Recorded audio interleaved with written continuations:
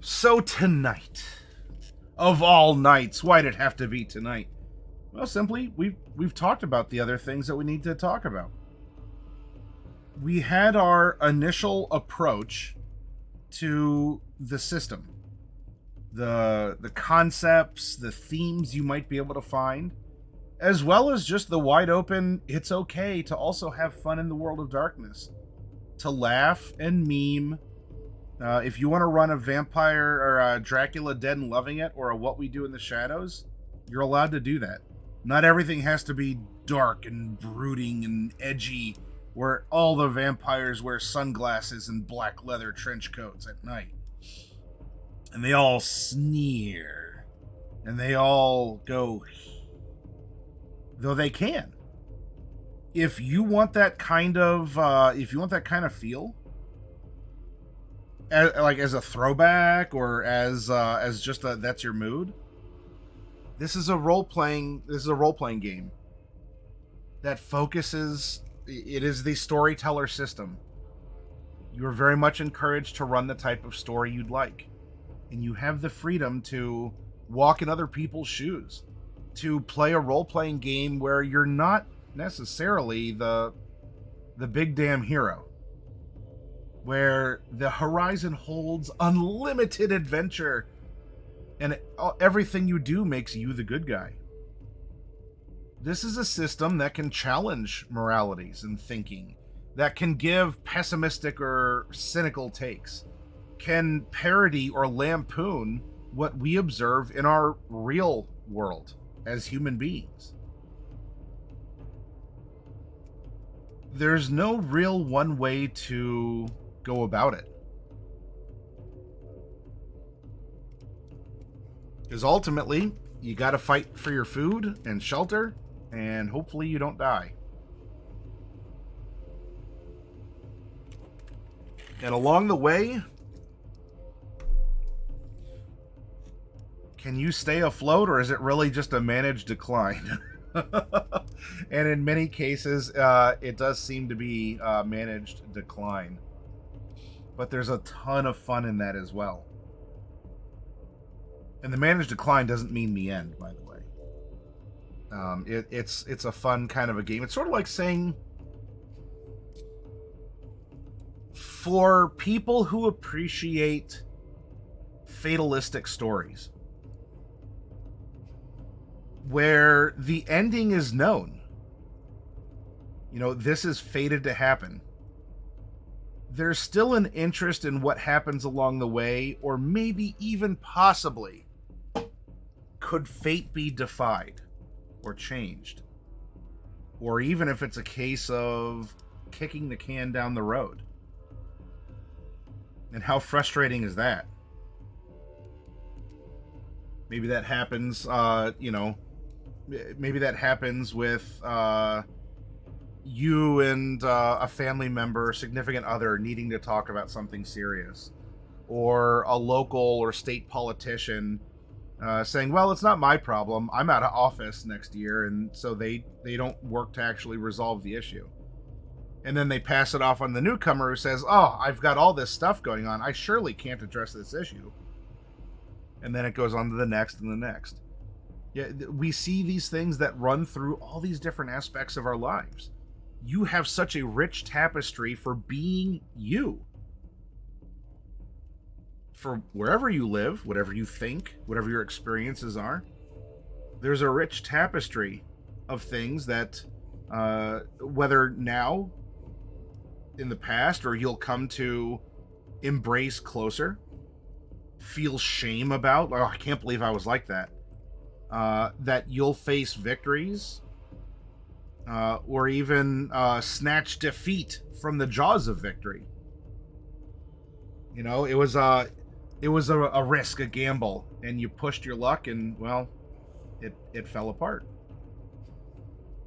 But all of that, all of you, not in all of you as in the plural you out there in chat. I mean, yes, that, but I'm talking to you as the individual out there. There is enough from what you have lived and learned, from what you have experienced, or participated in, that you have watched and interpreted through a television show or a movie, oh, pardon me, or comic books, that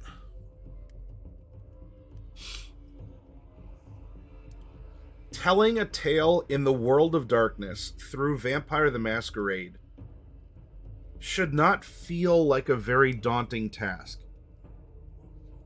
And if you've experienced another role-playing game, let's say all you've ever played is Dungeons and Dragons, and that's not an accusation or some sort of a negative trait. That's how most of us met. That's how many people have had their experience with tabletop role-playing games. And because of that, I can actually look you in the eyes and say, because you are you and you have D&D experience, there is nothing that stops you from running a game in the world of darkness. A modern knight? Maybe you want to go back maybe you want to go back 40 years to the 80s. Maybe you want to go back further to the 60s. Because while you may not have been alive at that point, you have some kind of, I don't know, like a romanticized notion of a time period. Or honestly, you watched Forrest Gump. And that was an inspiration to you. Not just because it did go back into, not just that it went back into, at least U.S. history. Of course, if you're outside the U.S., you have history of your countries as well. But you just like the idea of someone who has persisted through these eras and has had these encounters with events or people. And so you make a kind of Forrest Gump style vampire. You just carry that notion. Or you binge watch a bunch of Vietnam War War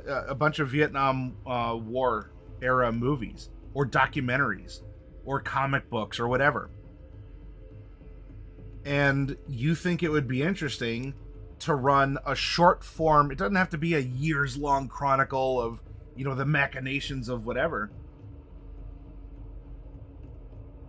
What if you're a coterie of vampires that was purposely or accidentally shipped to Korea for the Korean War?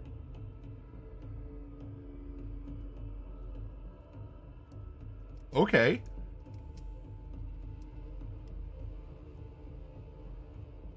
It might be a place that's far outside of your knowledge, but you can explore it and ultimately you make it your own.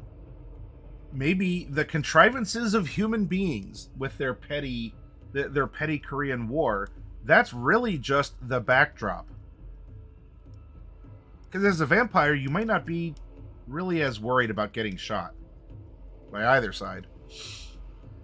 But instead, you need to go treat with some Eastern kindred.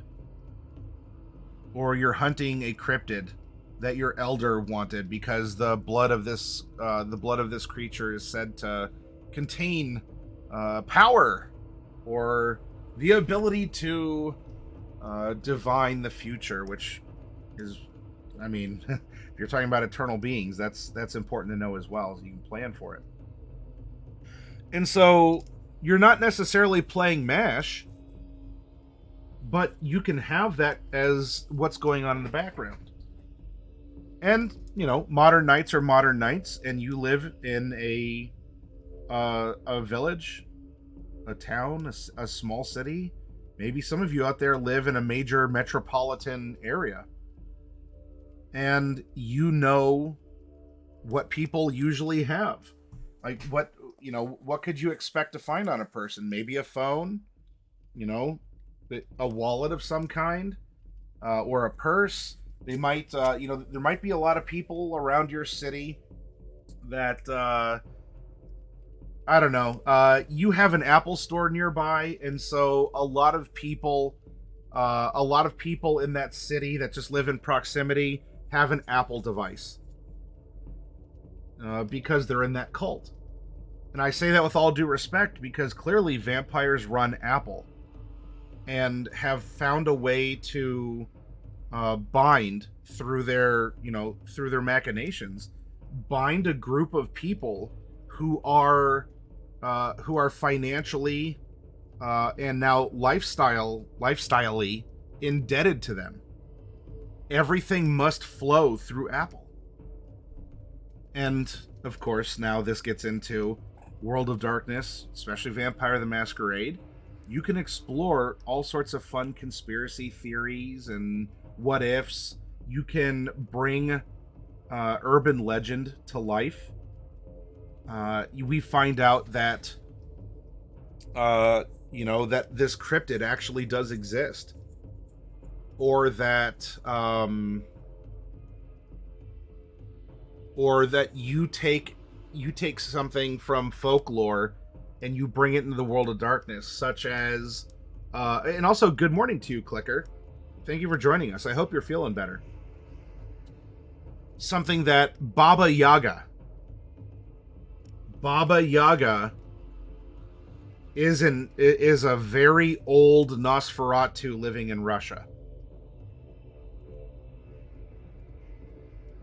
So the mortals think of Baba Yaga as one thing, but you're very welcome, Clicker. I do try and pay attention to the things that you all say and what's going on. And the invitation is still there to sit down and relax, listen, or participate as much or as little as you'd like, Clicker.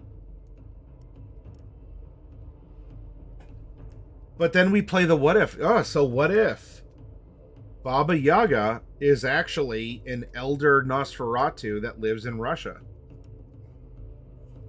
Well, what happens?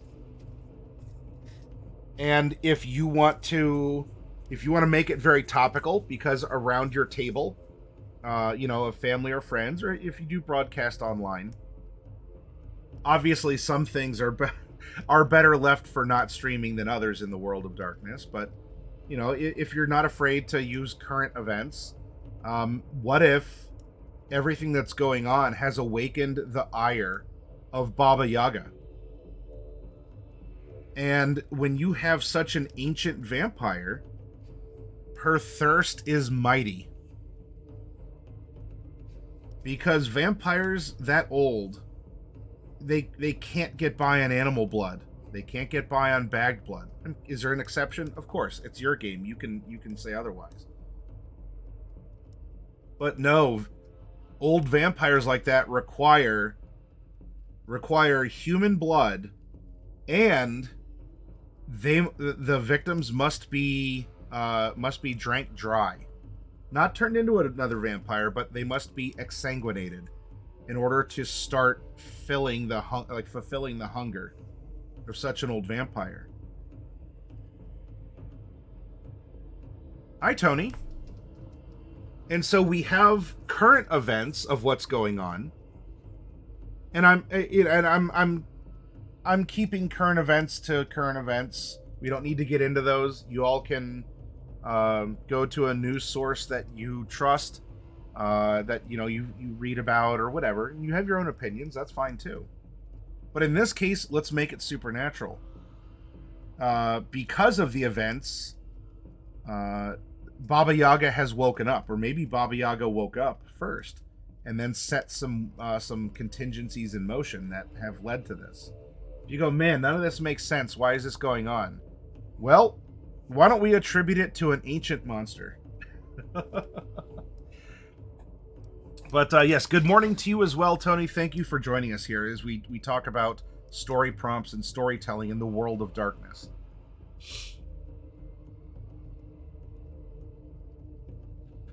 But throughout all of this, we have something to pursue. We have this seed of an idea that needs to be cultivated. You got to dig the hole, plant it, cover it up, water it, make sure there's, whatever drainage and light and all this other stuff. And you nourish it. You give it time. And it will grow. And it will bear fruit. Or grain or veggie.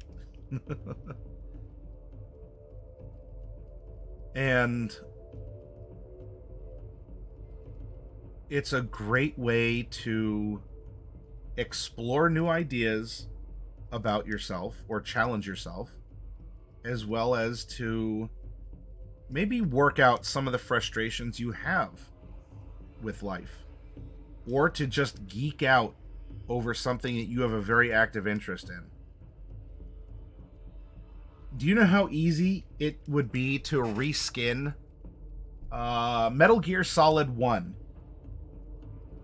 You can reskin Metal Gear Solid 1 in Vampire the Masquerade and not have to change a lot.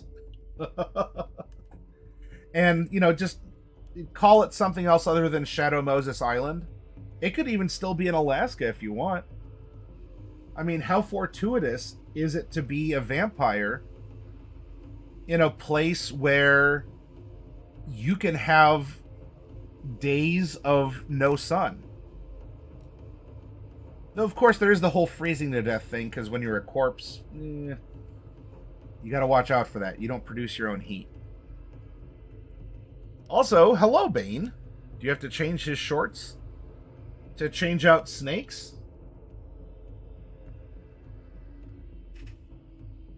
Was that what you were asking? Oh, goodness. Does a does the cold ever really bother you anyway?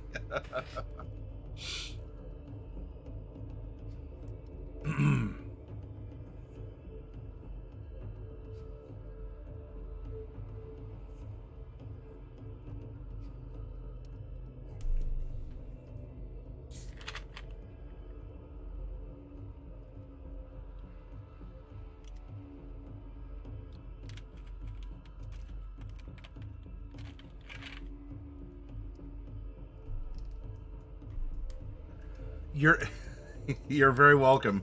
You know that puns and wordplay are always welcome here, Bane.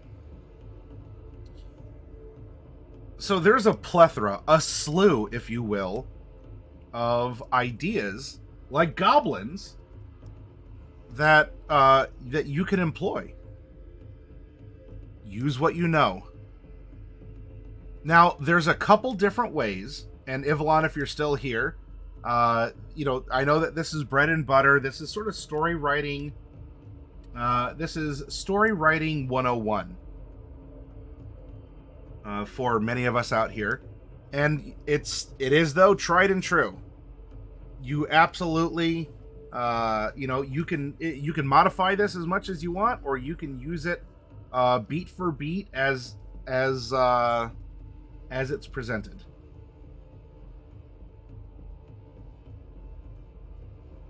I am showing you the hero's journey, the monomyth, which has a consideration for pacing that, when you realize it, you've seen in a lot of other places.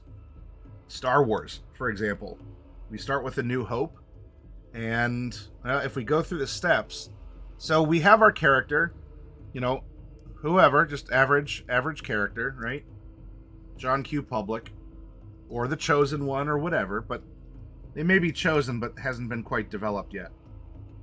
Fantasy Grounds is kicking off a Kickstarter for a Werewolf the Apocalypse campaign for incorporating the rule set into their platform, which weirdly also incorporates lots of support for VTM. Well, because the system is going to be almost exactly the same. There's just going to be the how it's executed. But that's really cool. If you haven't already, Bane, can you put a link to that Kickstarter in our Your Finds section on Discord? So we have Whomsteadative Ever receives the call to adventure. But there's some sort of a refusal. No, it's too far away. It's I don't believe in myself enough. Then the mentor shows up. This is kind of like the Obi-Wan Kenobi, right? In Vampire, this could be...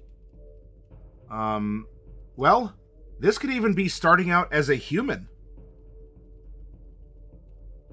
The something of darkness, it's I think like the battle tech of darkness is what it is.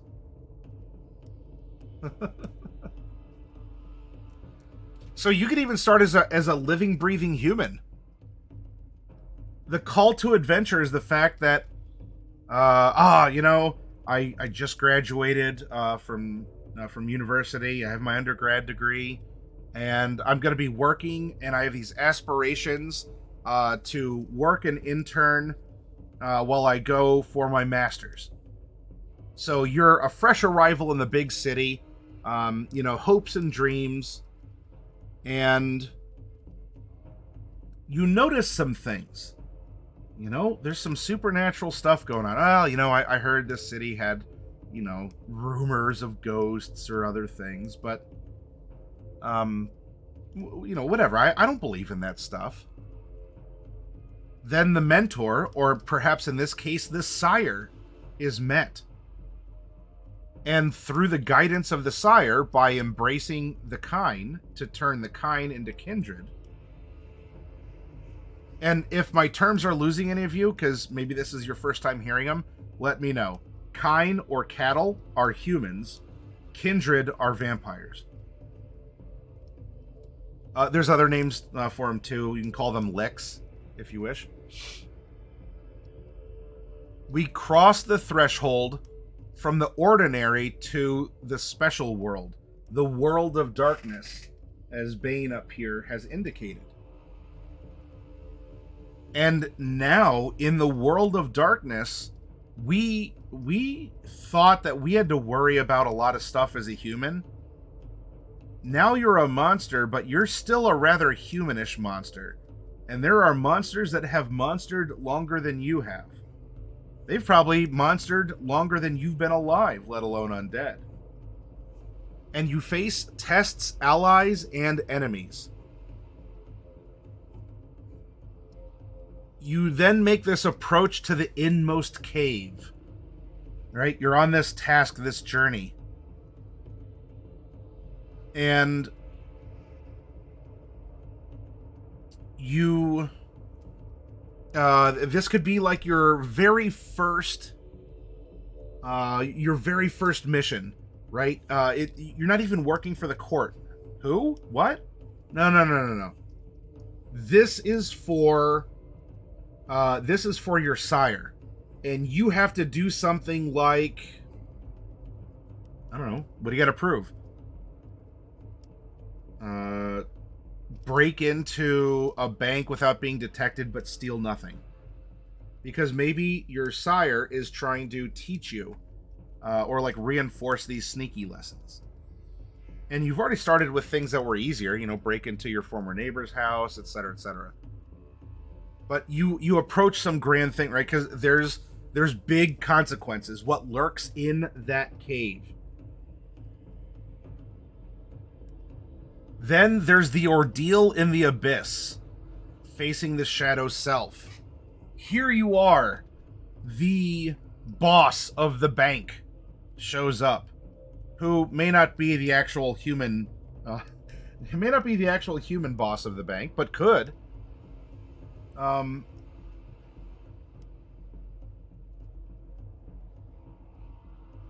But you found out that this is in the territory of a rival to your sire.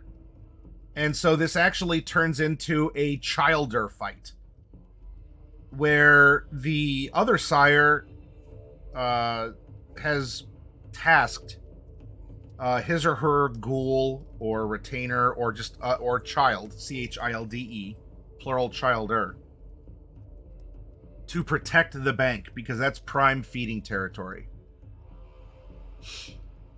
And there's a showdown. This is it. Fighting against humans, even as a fledgling vampire, is pretty easy. You have superhuman powers. You can just will your muscles to buff, to heal wounds. Oh, you got shot? 'Tis but a scratch. But now you're facing something that has claws or fangs, can deal aggravated damage, or something else along those lines. Or you don't want to get caught, because the Second Inquisition's a thing. So we face our shadow self. Oh, I just killed another vampire. Am I truly any different? Who or what am I now that I've done this deed? Am I now fully embraced into the cam or the anarchs?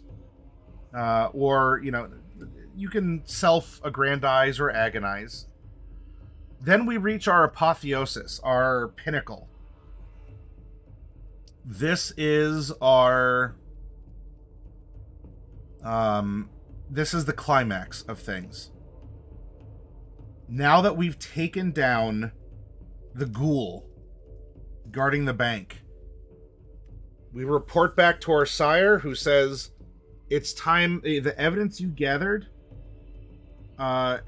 is enough that we can act with impunity upon this other vampire.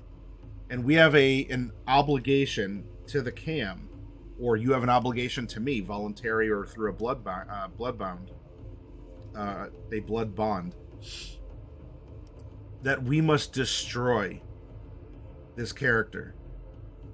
Now, this character might be a Looney Tunes style villain, just absolute twirling mustache, chaotic evil, holds up a spork, I'm the Penguin of Doom, just can get away with wanton slaughter, kicks puppies in the street. I mean, we're talking about a real bad guy here.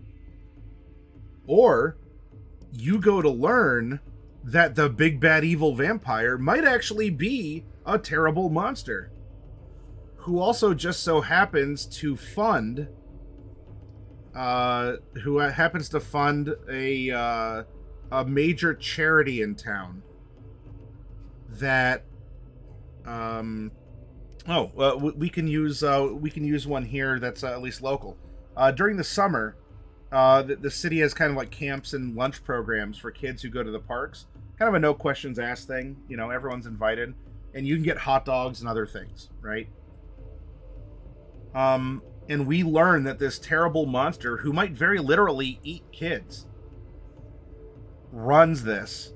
And if he ever doesn't run this entire support structure for maybe even your feeding territory dries up, meaning that the people who live there might move away, might fall into desperation and violence and call themselves, or other things might happen that are going to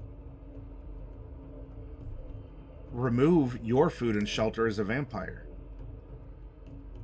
But in order to get there, you have the ultimate boon of whatever. I'll provide you some of my resources. I will provide you an armed escort into this other person's territory. Or the boon, and boon is a currency that is traded between vampires, is if you do this for me, I, even as your sire, will owe you a great debt that you can cash in later. That's incentive and or empowering. Now filled with confidence, the deed is done, and you might succumb to the power or question that power. You have that refusal of return. I don't know if I can ever go back to just being a fledgling. I don't know if I want to. I'm clearly capable of handling this, and I've been rewarded. I've been moved up a peg in the hierarchy. I don't think I can ever go back. I don't know if I want to. But we do have to go back because there's always a bigger fish. And while your sire might have been happy and has given you a boon, do you know who your sire has to answer to? The Primogen and or the court. There's always someone bigger. There's something else that's out there. So you hit that road back home, and now you come back. You're the master of two worlds. You have proven you can walk among the mortals, as well as you have been welcomed into the world of darkness now as a neonate. You have peers as vampires, and you may still even have peers from your old world. One or more might even be a touchstone in your unlife. So with that mastery, you return back with special knowledge. Therefore, you ascend to the higher plane. You are the king, who then must talk to the whatever in fantasy terms. You send out for the son of the farmer. You must do this quest for me, and then the quest goes. We've talked about that a couple times before too. And then the humble son of the farmer becomes the king, who then hires the next son of the farmer to go on a quest, becomes the king, etc. Maybe it's not always literally becoming the king. You get what I'm saying. And this same kind of spiral is how you can grow and consistently grow. Because just as much as you think that you are the king, you come back and you go, watch out, world. I'm not a fledgling, I'm a neonate. And I have 20 experience points to spend. There we go. Look at that character sheet. And if not your sire or some, overarching nebulous force, there's an ancilla that comes along and says, hey, kid, I need you to do something for me. What's in it for me? Well, there could be a promise of riches or influence, or the threat of, I'll eat you if you don't. And you really can't stop me from eating you.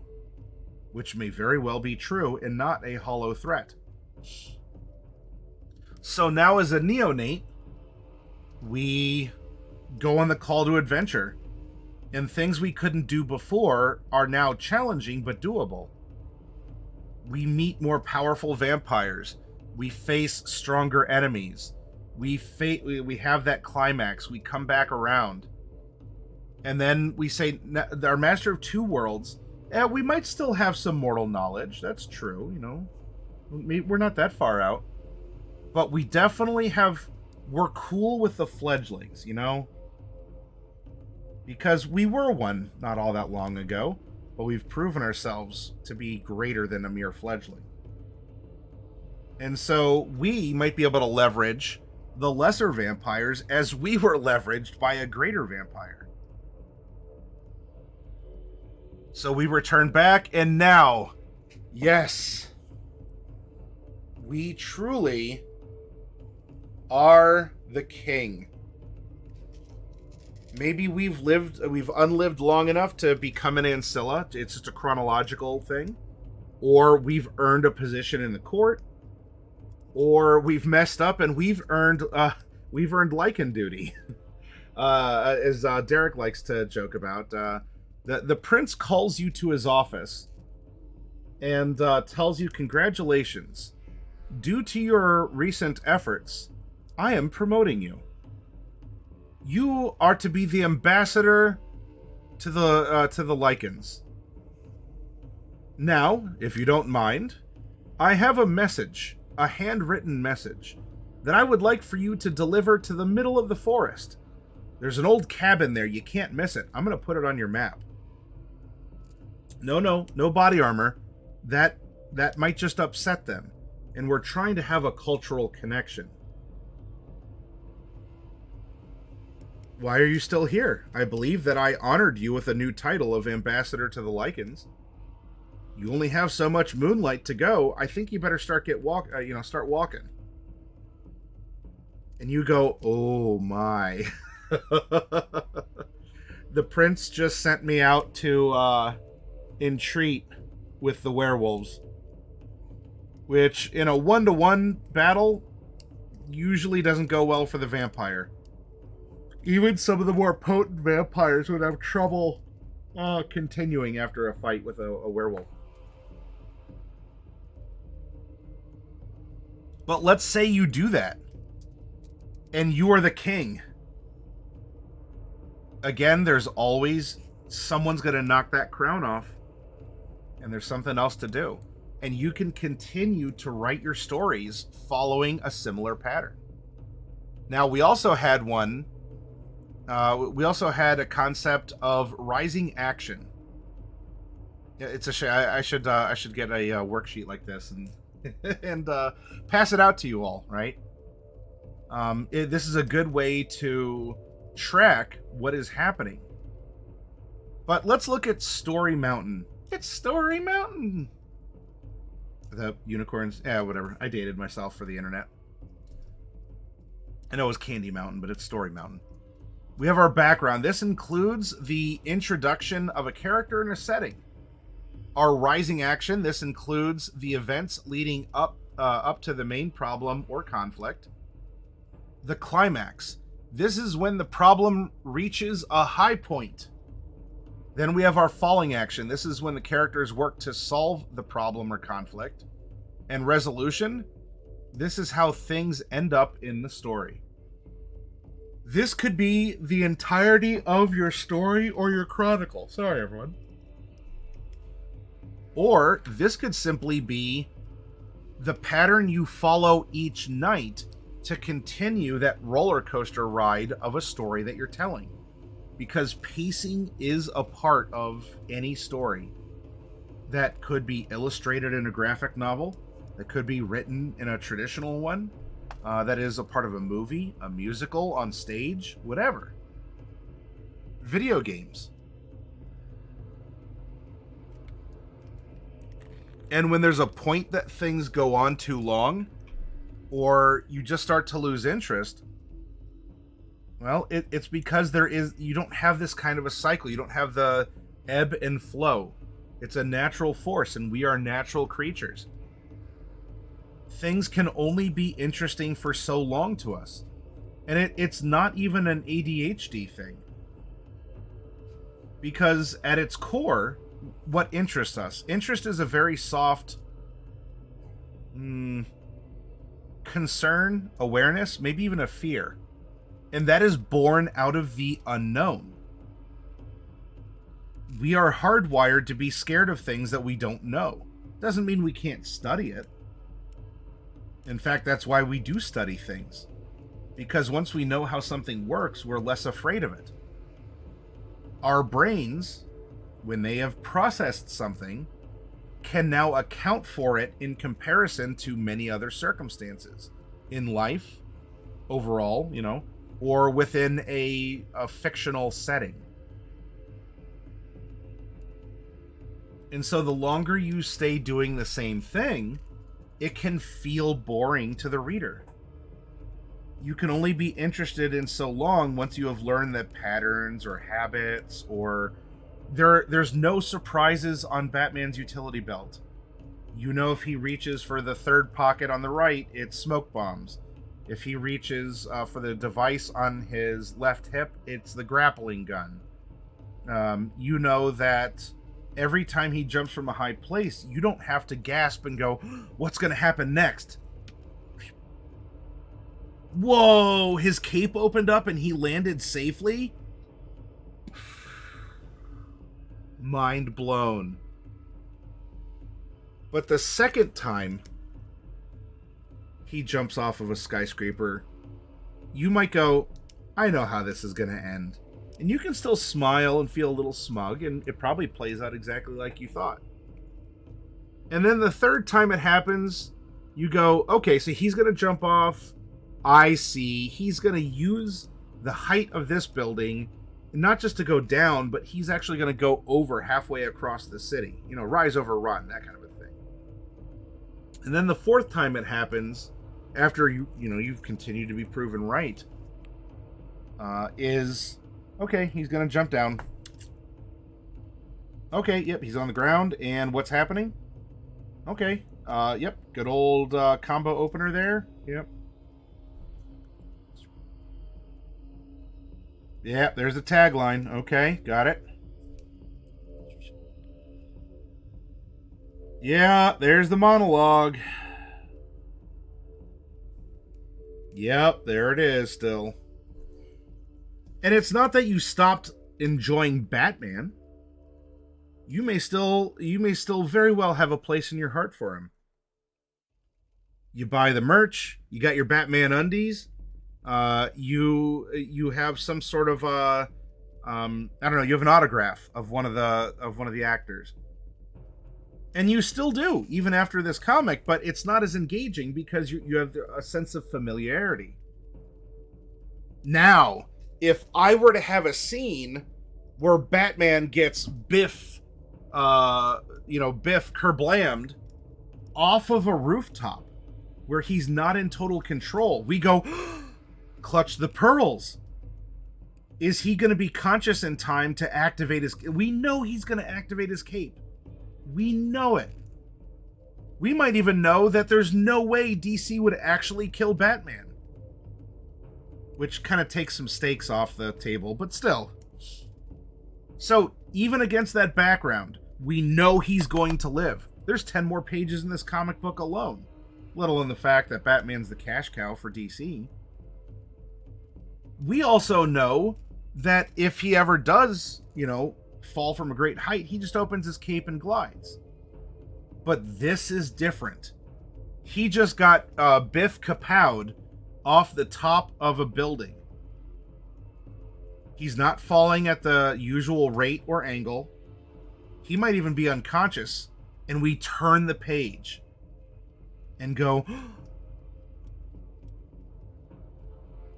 because maybe Catwoman swooped in to save him. Or he wakes up just in time.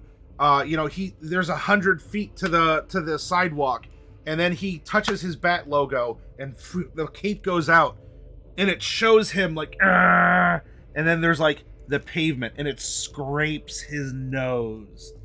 It even shows a little bit of blood as he scrapes his nose on the pavement. Did he live? Yes. Did his cape open? Yes. We knew both of those things. How did it happen? Otherwise, we would just be going, yep. So it's great to have those rises and falls, right? Breathe in and breathe out. Both are necessary and satisfying in their own ways. Bane says, once you thought you were powerful, you managed to defeat a few low-level foes. You felt empowered by each of your victories. These are nothing. You have no concept of what victory really tastes like. You thought that the darkness was your friend?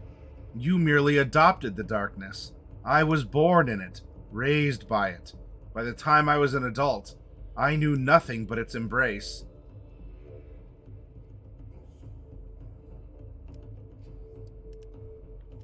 You got it, Bane. I'm on to you. So following cycles like this, follow the hero's journey, and you know what? Along the way, you can have a little squiggly graph that it doesn't have to be this smooth curve. You can have the ups and downs and all arounds to get from one point to the next, one point to the next, one point to the next. And then ultimately you have this rise and fall in action, in story. And even if you start off with a higher power level, you start off, here's a vampire game. Everyone is already a court member. Okay? You have an official position on the court. And you need to go out and do stuff still. For whatever reason. Small city, you're the hands-on type, or you've been voluntold. Whatever, manipulations. There's a reason for anything that you want it to be. Because there's always something else out there. So also don't worry about contrivances too much. It's fine, they happen. You can still have these rises and falls. Especially if your character has secrets. If your character does have flaws that might make it more difficult.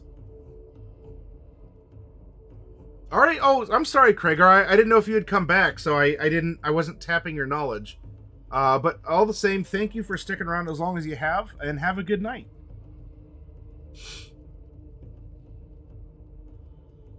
But even these more powerful vampires, do you know how easy it is for, again, even a fledgling, let alone an Ancilla or someone on the court with massive, amounts of connections among mortals and other kindred? You can destroy, it's not even a question of can you. You can destroy humans. You might even be able to pick up cars. Or just do incredibly just powerful stuff. But you still always run the risk of getting caught, because you still must always interact with people. And there's always other kindred out there who are looking for their opportunity to take your place, to get your wealth or your shelter or your feeding grounds, or to even just suck your blood, to diablerize you, so that they get your power very directly.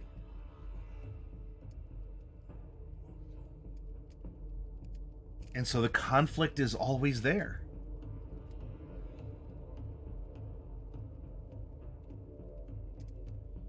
And if you do try to make each of your RP sessions have an escalation and maybe even some sort of a coming down, that session is interesting, which then leads to several interesting sessions, which leads to an interesting arc, which leads to an interesting story, which leads to an interesting chronicle.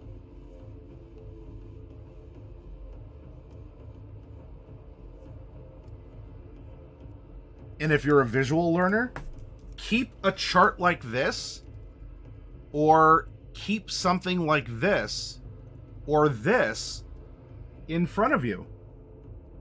Put it on your storyteller screen. Or, I don't know, put it as a reminder, in your phone, or as a secret note on Roll20 or something. It's okay to do.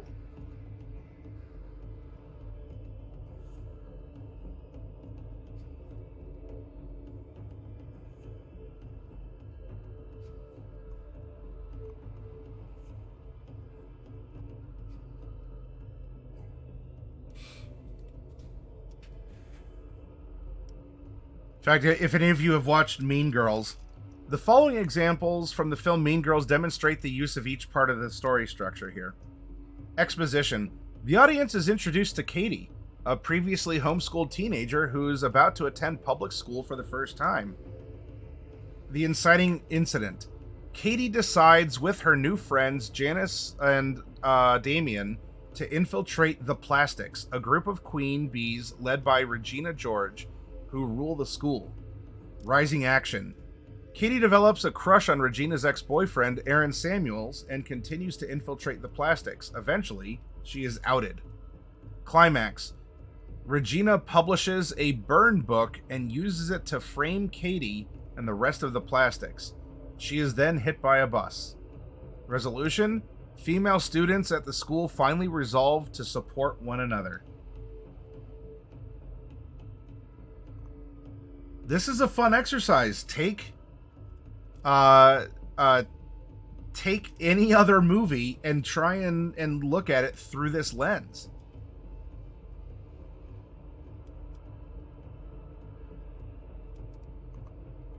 And there's a lot of wisdom out here. A lot of self-help sites, tutorials online, and even the book itself will help you either with details or the pacing, some common expectations.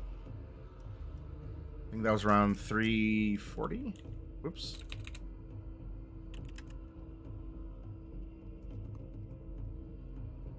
The styles of play. It's all here for you. And of course, you have communities like this one who can help you out with your stories as well, with your pacing and rising action and everything else. Your hero's journey. Even if you're not playing the hero, it is still a path that you can follow. Now, there are there's some other forms, like I think it's called snowflake storytelling, or sort of like fractal storytelling. There's a couple other patterns you can use to either spitball your ideas, organize them, or to write out something in a still coherent way.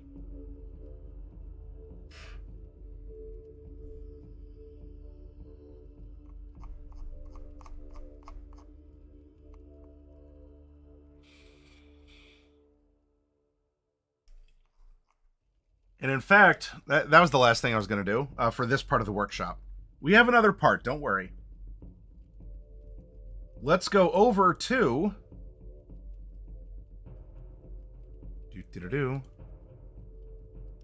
Let's go over to the Red Deemer.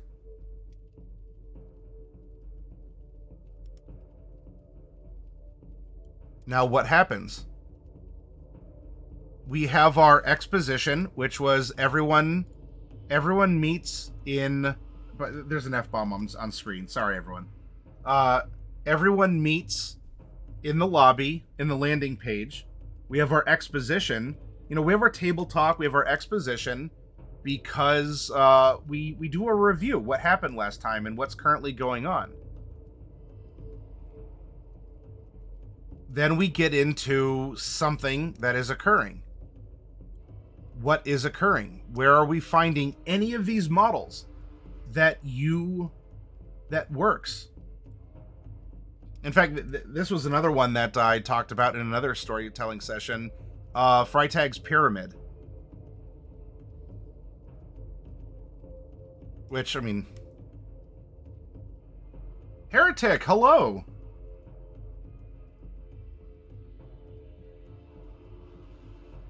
But if any of these work, go with it. Because of the look, the wording, the coloration, if it helps get it through, then there you are. But anyway, so what do? We then move from our exposition into... I didn't want that one. I wanted...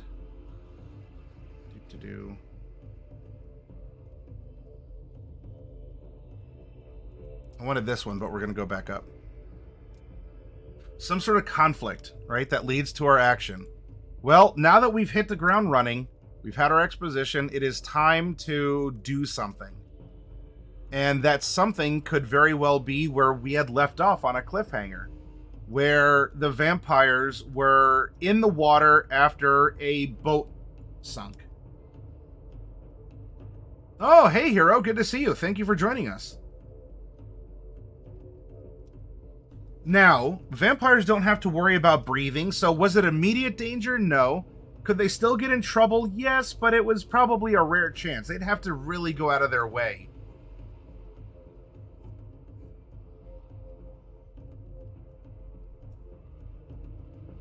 Ivalon, that has been the discussion of this part of the workshop, yes. I went over the hero's journey, and I've went over the rising action. Kind of applying some vampiric labels to demonstrate how, in a generic sense, it can flow.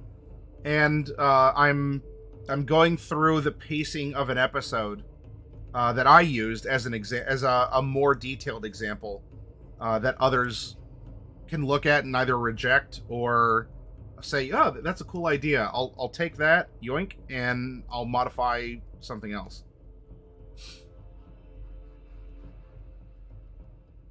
So it starts out slow. They all had time to think. They all had time to plod along the bottom of the lake, to wonder about things, to try and square up. Then the action started to rise. It was a threat. It was just two mortals on the beach.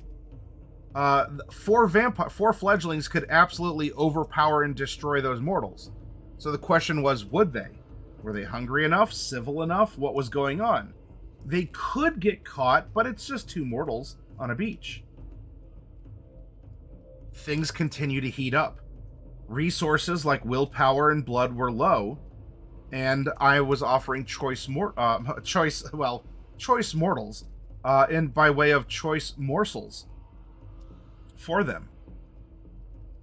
Then, hopefully in drawing back to the things that they had learned before, we continue to escalate things.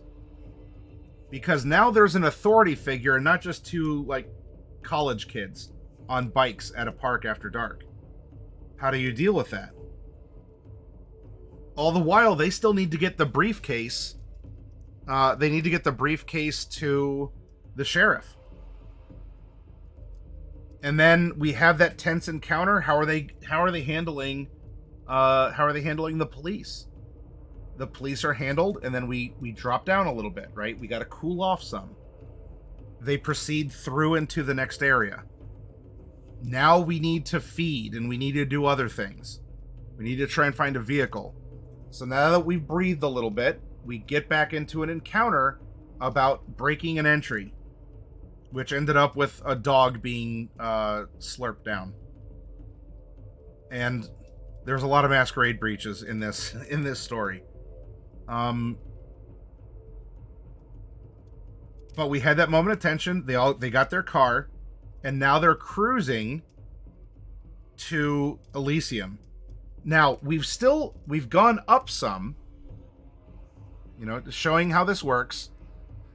We got together.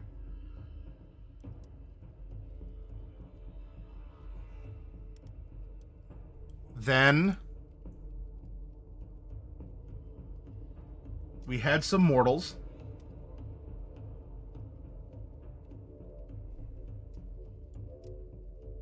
We had the police encounter.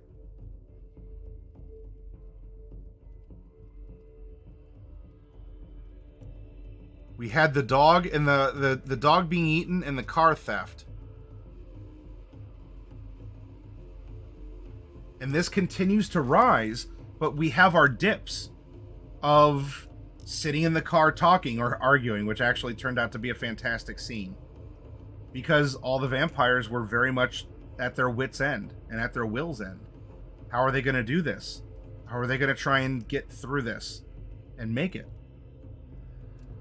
They reach a safe place, but it turns out there's a mystery. We can breathe a little bit because we're in Elysium. But the tension starts back up again slowly. Wait, Eli has never been here, but we talked to him. We have evidence he was here. Then Eli shows up in the van, says, "Hey nerds, just totally trust me, bro. Get in the white van." And they did. Though I was prepared if they didn't. And then this is weird, but now it's a time of exploration again. We had our tense moment. Okay, what's going on? Is he just gonna kill them all and dump the van? What's happening? Turn into a little exposition. Then everything heated up as we had a big fight with a motorcycle gang that showed up. And the revelation of Damocles ? Now that we had reached the top, woo, the roller coaster was on its way. And our roller coaster was in the shape of a anonymous white van piloted by a stranger who said, "Trust me, bro, get in."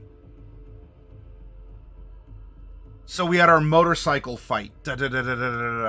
And then we needed to get through the protesters into the salt mines. Then we get to the sheriff. Who was revealed to not be the sheriff. Dun dun dun.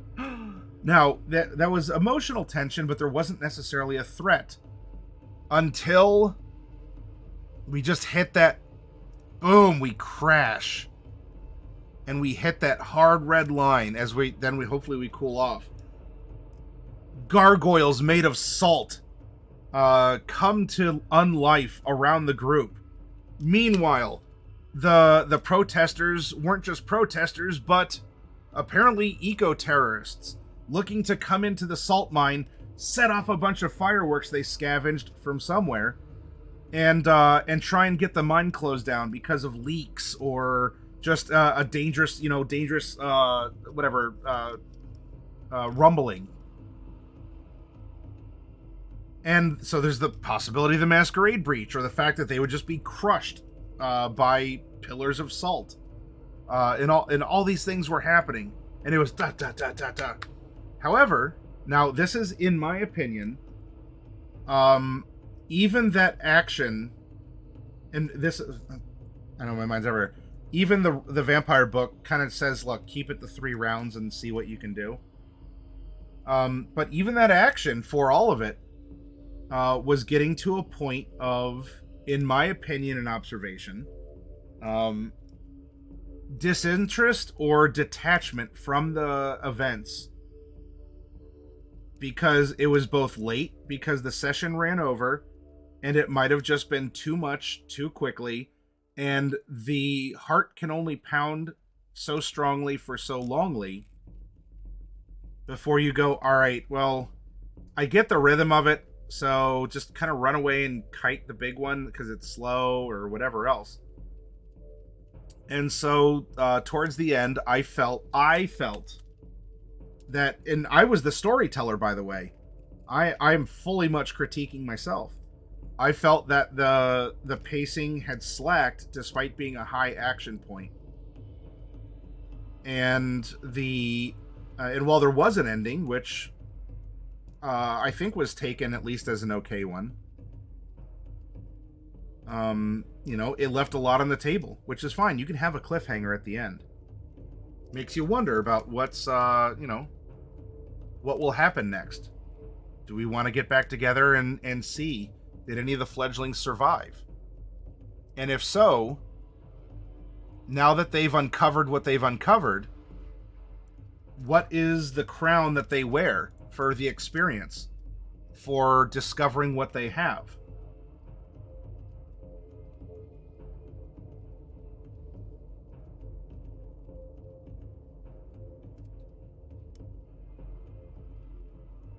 And not just a demonstration of, aha, look at me. Yes, it was the perfect It wasn't.